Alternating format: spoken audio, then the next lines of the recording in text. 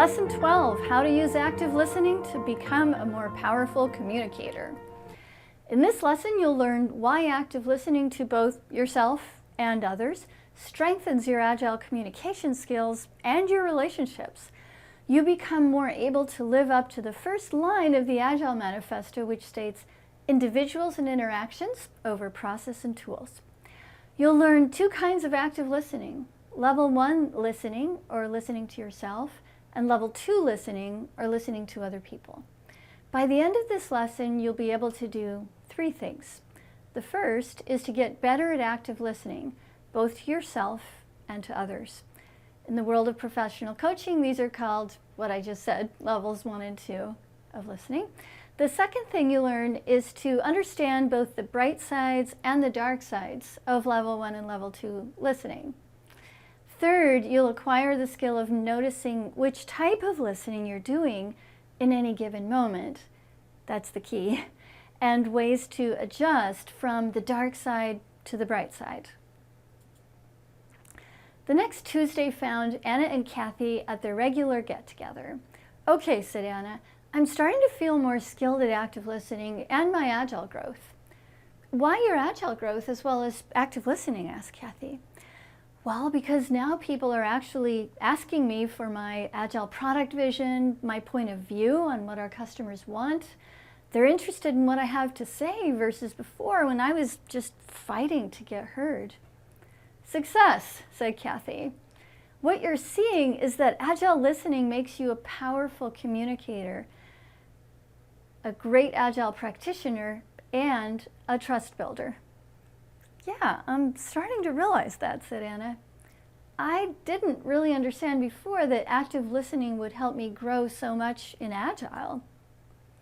Kathy looked down in her checklist, and then she looked up. Now for the next step. What makes you an even better listener is when you learn to distinguish between Level 1 listening and Level 2 listening. Okay, what's the difference, asked Anna. Kathy was ready.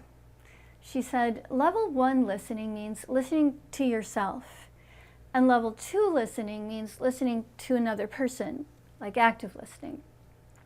Those are skills that you can acquire with practice, but there's a caveat. Anna gave her a suspicious look. Okay, what's the caveat? Kathy said, well, listening to yourself, Level 1, can have both a bright side and a dark side.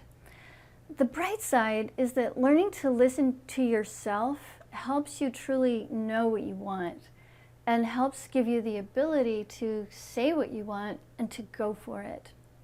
Tracking with you so far, said Anna. That seems valuable. I want that.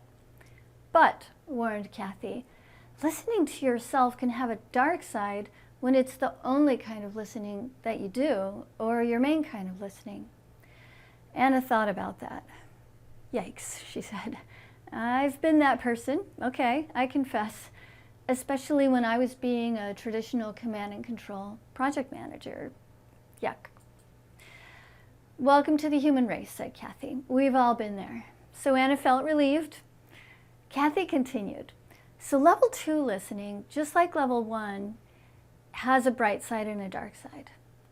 Anna said, at this point I'm a little afraid to ask, but what are they?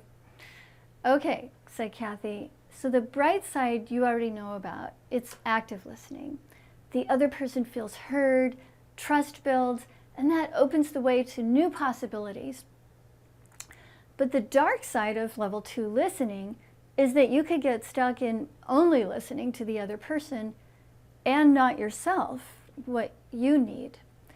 The negative impact of that could be that you lose track of what's important to you. Maybe even that you give up your voice and your views. This happens sometimes more commonly with women, so it's important that women speak up for what they want, but while listening at the same time. Anna sat up straight and raised her voice. Hang on. It's really important to me to have a clear, strong voice. I don't want to give it up. Kathy reassured her. Don't worry. You don't have to. Learning to listen well to both yourself and others actually helps you gain a more powerful voice. Cultivating awareness is the key. Okay, good, said Anna. Then Kathy shifted gears.